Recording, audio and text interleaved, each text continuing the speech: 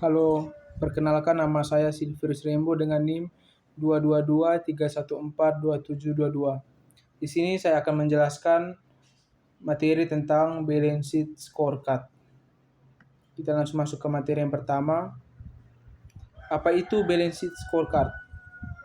Balance sheet scorecard atau BSC berasal dari dua kata, yaitu balance sheet atau berimbang dan scorecard atau kartu skor.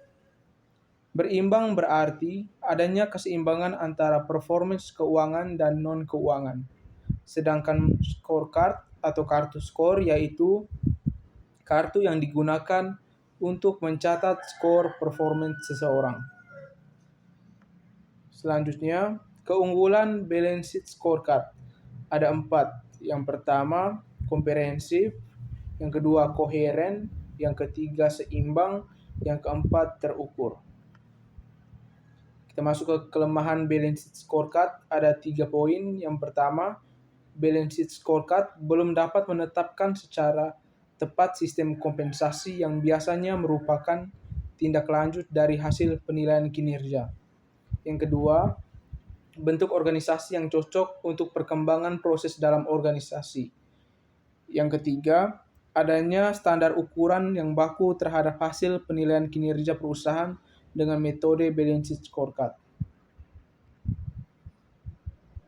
Kita lanjut ke manfaat balance sheet scorecard. Ada 5 poin.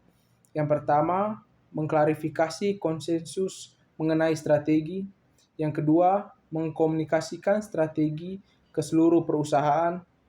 Yang ketiga, menyelaraskan berbagai tujuan departemen dan pribadi dengan strategi perusahaan. Yang keempat, mengkaitkan berbagai tujuan strategis dengan sasaran jangka panjang dan anggaran tahunan. Yang kelima, mengidentifikasikan dan menyelaraskan berbagai inisiatif strategis. Kita lanjut ke perspektif dalam balance sheet scorecard. Ada 4 poin. Yang pertama, perspektif keuangan atau finansial perspektif. Yang kedua, perspektif pelanggan atau konsumen atau customer perspektif. Yang ketiga, perspektif proses internal bisnis atau internal business process perspektif. Yang keempat, perspektif pembelajaran dan pertumbuhan atau learning and grow perspektif. Lanjut ke contoh implementasi balance sheet scorecard. Pertama, Bank BTN akan menanamkan budaya penjualan yang kuat untuk semua staf frontline melalui penguatan sistem penilaian berbasis kinerja dengan melakukan implementasi perangkat manajemen kinerja balance sheet scorecard dan pengenalan program pelatihan yang terstruktur. Kedua, Bank BTN berencana untuk mengoptimalkan kesempatan belajar kepada semua pegawai dengan memperkenalkan program pelatihan baik keterampilan teknis maupun manajemen untuk meminimalisir adanya kesenjangan kompetensi. Yang ketiga, di samping langkah-langkah tersebut di atas, Bank BTN berencana untuk meningkatkan kualitas seluruh human capital dengan cara meningkatkan efektivitas dari strategi rekrutmen. Yang keempat, Bank BTN akan terus meningkatkan sistem teknologi informasi dengan berinvestasi pada sistem baru dan melakukan upgrade data warehouse dalam rangka meningkatkan otomatisasi organisasi secara menyeluruh.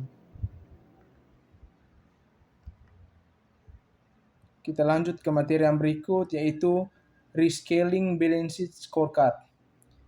BSC dapat diadopsi dan diadaptasikan pada pure non-profit organizations maupun quasi non-profit organization. Implementasi BSC sebagai alat pengukuran kinerja tetap harus berpedoman pada tujuan organisasi. Pada jenis quasi non-profit organization, tujuan organisasinya adalah kepuasan pelanggan dan meningkatnya profitabilitas. Dengan demikian, BSC dapat dimodifikasi dengan menempatkan perspektif finansial dan pelanggan sejajar pada puncak dan diikuti oleh perspektif proses internal dan selanjutnya perspektif inovasi dan pembelajaran. Ke materi yang selanjutnya, teknik pengukuran kinerja balance sheet scorecard. Ada 4. Yang pertama, perspektif finansial. Yang kedua, perspektif pelanggan. Yang ketiga, perspektif proses internal. Yang keempat, perspektif inovasi dan pembelajaran.